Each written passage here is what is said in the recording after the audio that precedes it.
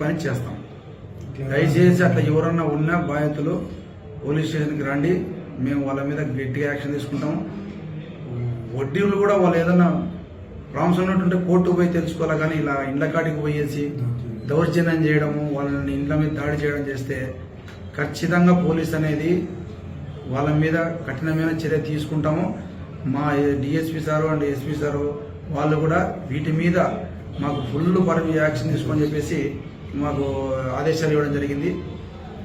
ఎవరైనా సరే, ఎంత డోడైనా సరే, వాడు అధిక వడ్లు వసూలు చేస్తే వాడిని నెక్స్ట్ నడి రోడ్లోనే వాళ్ళకి పనిష్మెంట్ ఇస్తాము.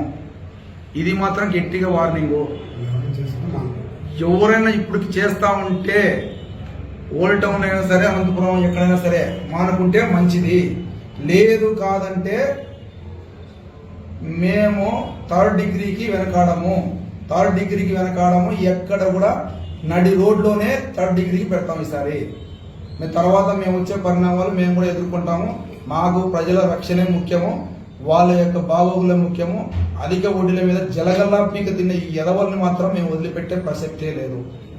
దయచేసి ప్రజలారా, మీరు కూడా అధిక వడ్డీలు తీసుకోవద్దండి. ఏదన్నా ఉంటే పొదుపుగా ఉండండి. అనవసరంగా అధిక వడ్డీలు తీసుకొని మీ ప్రాణాలు బలి తీసుకోవద్దండి. దయచేసి మేము పోలీసు ఏదైనా ఉంటే మీ పోలీస్ స్టేషన్కి రండి, న్యాయం పొందండి. Thank you. ఈ సందర్భంగా మేము హెచ్చరించేది ఇదే మాట. ఈసారి మాత్రము బహిరంగ ప్రదేశాల్లో మేము థర్డ్ డిగ్రీకి వెనకాడము. బాధితులు ఎవరున్నా పోలీస్ స్టేషన్కి రండి, వాళ్ళని పిలిపిస్తాము. ఖచ్చితంగా మేము వార్న్ చేస్తాము. వాళ్ళ మీద ఎంతటికైనా మేము వెనకాడము.